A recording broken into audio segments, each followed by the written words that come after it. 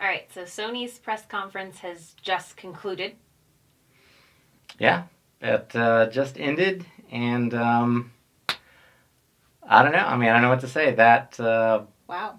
What was that exactly? What happened there? It was it was a very unique Sony press conference. Yeah. For sure.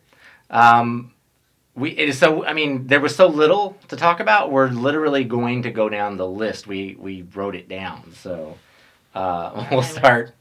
We'll start from the top. So I mean, instead of the orchestra this year, no orchestra this time. We had a sitting band. Yeah, were they sitting like cross-legged? Yeah, like pretzels in a row. Indian style, essentially. Indian style. Okay. And so that went on for about 5 minutes, and then it pretty much went straight into Uncharted Lost Legacy. Do I understand that to be DLC? That's Uncharted DLC. Yeah. I mean, 8 minutes in, they hadn't shown a game yet. At this point, it was about 10 minutes when they showed a game. So they showed the Uncharted DLC, and also Horizon Zero Dawn DLC. So that was the first 10 minutes was the band, and then those two DLCs. So now at E3, I guess E3 was downgraded this year or something, because now we're showing DLC to start off a show somehow, which is crazy. The feature of the year, which you're going 8 to 10 minutes where you're not showing a new game, or you're not showing any game. You're just showing DLC at this point. I was like, you guys gonna download this? I guess. Yeah. Then the DLC. We finally get into the games. Days Gone. So we saw that pretty early last year. Mm-hmm. Then we saw it again at the end of the show last year. So totally different gameplay. Yeah, they did a completely different part of the game. Yeah, creeping around a bit. This one was a little bit more focused on creeping around and the kind of stealth features, I guess. Yeah. I don't know if they were intentionally showcasing two unique things, but it was definitely more of a slow-paced. Well, there was a definite theme that we'll get into here where a lot of their games, I'd say 3 or 4, maybe even more of their games, look like they're using the exact same environments. They look like they're using the exact same textures. Looking really similar. Like, I have a feeling that the studios that work under Sony, or for them, are releasing exclusive games for the PS4, are actually sharing some assets. Of the codes. I think they're copying, pasting, and like emailing assets to each other, or maybe they all work in the same building or something. I don't know, but these games look exactly the same. They look a lot alike. Yeah. Which was surprised. That happened last year too, a little bit. There was 3 games that looked very similar. Yeah. This time they all kind of looked that way. They did all have almost the same feel to them for sure. And so then after Days Gone.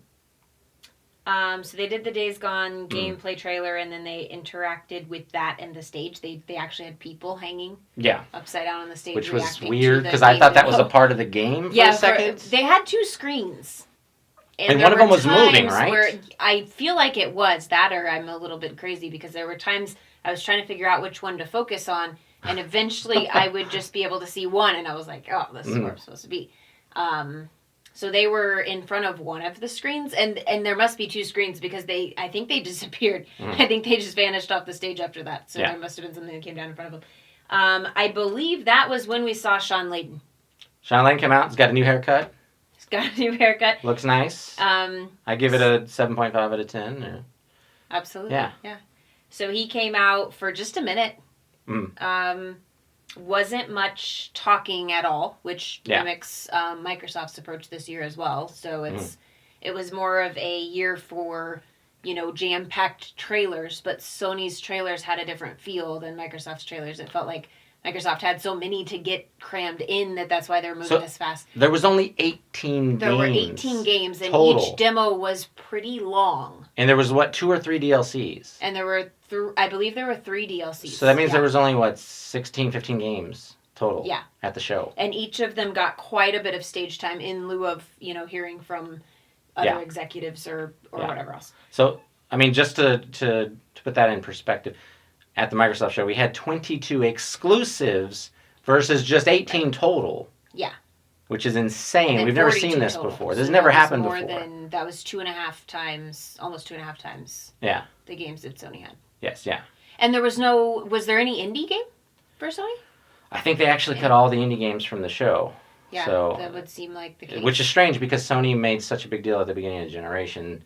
about those indie games. Of really talking about how, you need indie games on your platform, and that was what was going to make your platform. And we had 3 years of nothing but indies on PS4. So it was really strange that they did nothing with that. Now they've run the opposite direction, but the problem is they didn't fill that time with other games. And the press conference was only an hour. It was technically less than an hour, yeah. Yeah. So there were a couple of things that were missing out of there, the indies for sure, as well as a couple of titles I think that we were expecting. Yeah. And the press conference was cut by a third, by 30 minutes. So they showed what? Monster Hunter next? That was the next game, right? They showed the carrying around a giant sword, because we haven't had enough of that in video games. That one seems appealing to me because of some of the RPG type games that I like. But I felt like the graphics are old. Yeah, it definitely looked... It looked Dragon Age 1. With the exception of one game, everything looked downgraded this year. Yeah. Last year I was watching on a lower resolution monitor when I was watching it. And last year, several of those games that were shown again looked better than they did in a higher resolution monitor this year, which is really interesting. Which is really weird. That's basically a visual downgrade from one year to the next, essentially, is what happened. Then they went into Shadow of Colossus. Then they did Shadow of Colossus. Which has already come out twice. So that's an existing game. Like, okay, we're not joking. Like, you could research this. You can go watch the press conference. Yeah. That game's out. That's an existing years game. ago. And there was no messaging. I was so confused, and I kept looking for messaging. It's like, just the same DLC game. or remaster or reboot or anything. There's already been 2 SKUs of it. There was nothing. It was just like, this is Shadow of Colossus. Meet Shadow of Colossus. And I was like, I've met Shadow of Colossus. Is this like... I said it right away. I said, are they showing Shadow of Colossus within 2 seconds? Yeah. And then we got to the end of the video, and they put it on the screen, and it's not like Shadow of the Colossus Part 2. Shadow of Colossus 2018. Yeah, it's just, we're just going to do the same game again, because why not? We're Sony, we can get away with it, I guess. I don't know what they're thinking with this. Maybe some messaging got left out. I don't know, but that was very interesting. I think a lot of people were really confused. That was crazy. Different? Is this another one? It started off crazy with the people and the banging the drums and sitting Indian style, and I think they might have been naked. And then it just kept going. And then Marvel vs. Capcom was after Shadow of the Colossus. We have that. It just released a few months ago. Yeah, here we go. So is that another one? DLC or another one? You could probably look at it like a DLC, but no, it's a full another game. It's another fighting game. It's just like Marvel vs. Capcom 3 that's on the Xbox and PS4 right now. Okay. Infinite. Yeah, this one has a few more characters from the Marvel universe, like the female Captain Marvel. She's in it. So it looks good. It looks decent. Yeah. Kind of does look like a 360 game, though, to be honest. It was sharpened as far as how far you can go with cell-shaded graphics. Yeah. So it was similar to some of the things that we saw with Xbox that were good cell-shaded graphics, but they are still cell-shaded. And Call of Duty, World War II. Yep. So they have a marketing deal there. There was nothing kind spectacular. Of a short trailer for that one. Yeah. Yeah. There's. I saw several people on social media immediately after saying, "I'm canceling my pre-order. I'm not getting the game." After seeing this, which is weird. Yeah. It's a weird thing for people to. That's really strange. Talk about. It's Call of Duty. Yeah. That's really strange. Then we went to a VR segment. No, hang on. They panned to the audience multiple times. Yeah. And it was bad every time. Like, people were laughing every time. when you shouldn't have been laughing. There was nothing funny going on. Right. And there was people on their phones. Walking around. People were getting up and walking up and down the aisles and like going to the restroom. Like, it's only 59 minutes. Where are you going? You're gonna miss half the show. Some people have actually screenshotted some of the footage. I saw some of that. If you think about it, it's actually kind of interesting because Sony always shows their audience. And Microsoft doesn't. Microsoft does show their audience, but they show them from behind. Right, yeah. So they don't show people's facial reactions and things like that. They don't make part of the show people being excited by the things that they're doing. And Sony does, and it seems like that backfired this year because every time they showed them, everyone was like... One guy was like yawning and he had like his hand around his mouth like... Yeah, I even saw some faces like... It was so bad. It backfired for them to have so much footage of the audience this year. And then we went into before we went into VR. That was before the VR segment, and they put a ton of time into VR. I started to time it, and by the time I got to the end, I didn't have a perfect timing scheme that I had worked out. But it was a while. It was a good 15 minutes or so. Let me just go through these real quick. Yeah, list the games. Star Child, The Impatient, Skyrim, yeah. And a Final Fantasy VR. Yeah, Monsters of the Deep, Final Fantasy VR, Bravo Team VR. Bravo Team, and Polyarc.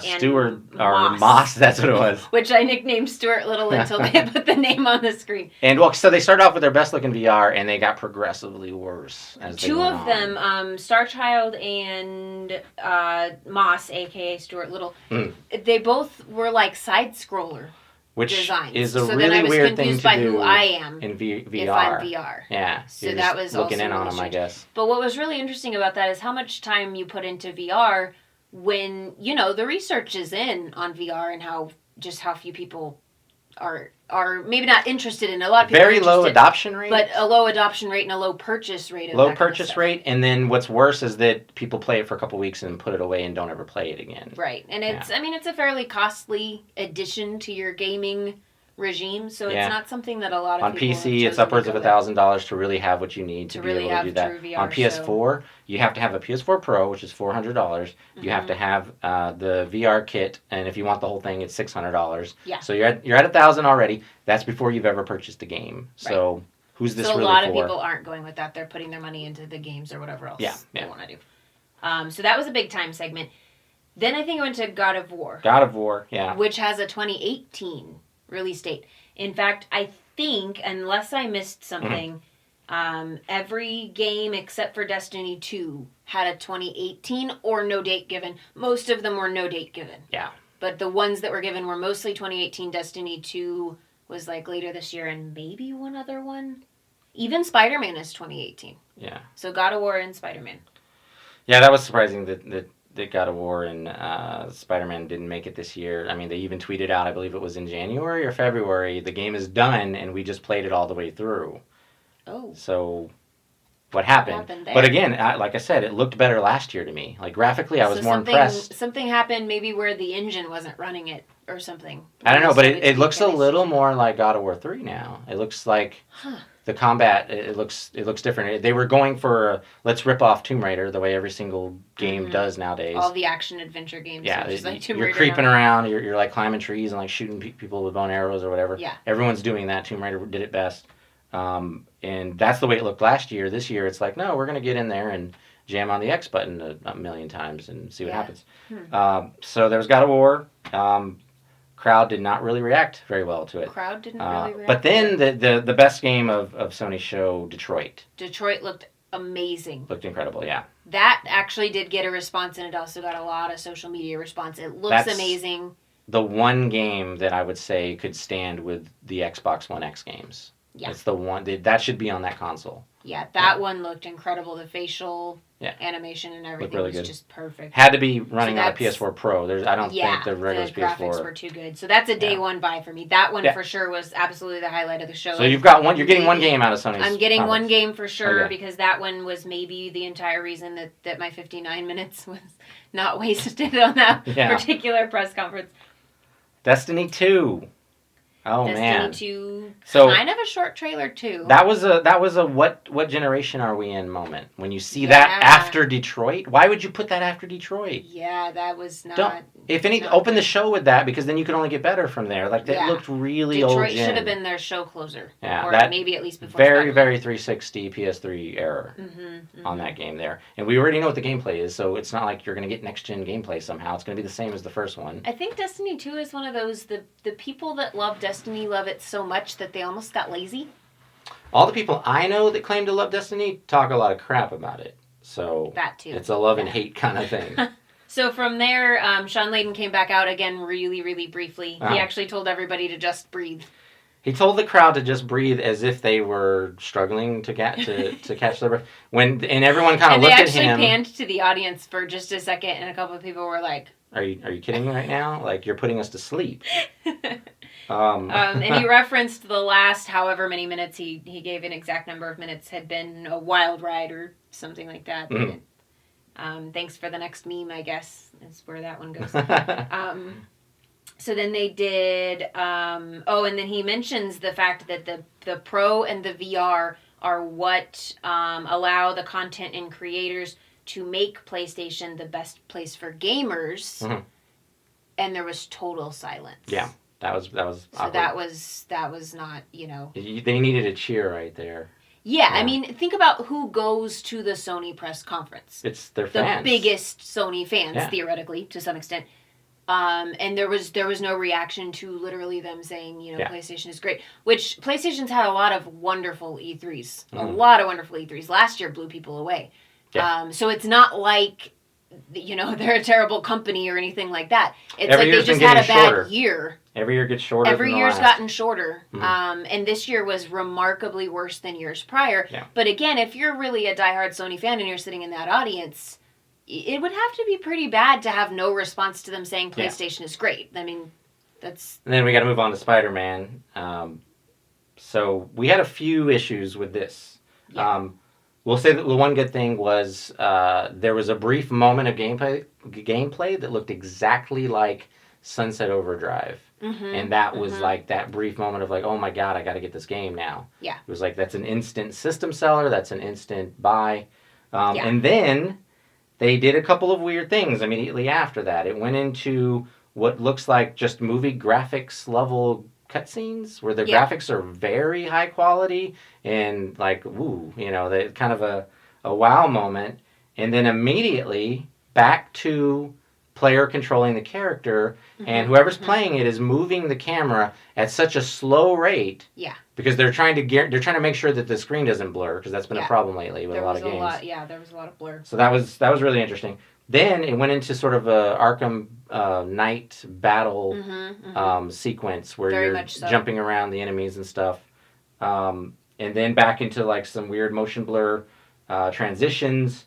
And then there was QTEs, they're quick time events where you have to jam on a button or hit a button at the right time. Yeah. Which was criticized pretty heavily for the last 8 to 10 years. Yeah. And now we're seeing it in Spider-Man. We're starting to see it again. There was actually a couple of other games that I saw it in as well. I don't remember any others, but what's really weird about that is that that's Insomniac. Like, they know how to make great games. Yeah, Insomniac doesn't usually have those either. All their games are incredible. Yeah. So that's interesting. Very strange. And then like they show him like run up a building, and he's like, and it was way too fast. He's running at the speed of the Flash or Quicksilver. It's like, what happened there? That was very awkward looking. They had the wrong member of the team working on that one. They were a bigger fan of Flash.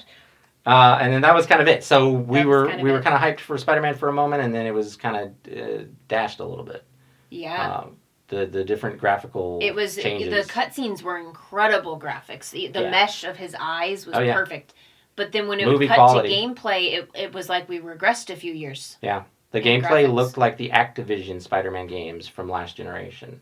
Looked exactly and the graphics themselves, the lines. A lot of times what I look at in graphics is the lines around someone, their silhouette. So they reminded me more of something I would have seen 3 or 4 years ago. Yeah. At best, as far as the graphics within the I'm sure Insomniac's going to dial that in and get it looking at least as good as Sunset Overdrive. Yeah. And in the final product. But again, Sunset Overdrive was built on old software development kits. Yeah. Pre-Xbox launch. Yeah. It is an older game, and eventually they did upgrade some of the graphic things with the new software development kits, the new tools and the new picks and the new abilities. Yeah. But that was right before launch, so it was still made with very underpowered hardware pre-launch. So, I don't know. Hopefully we'll see better things out of Spider-Man 2. Yeah. And that's pretty much it, right? That was it. That was the end. No Last of Us 2. No Last of Us 2 at all. Which, now, if you have a 90-minute show or a 100-minute show like Xbox did... You gotta cut something.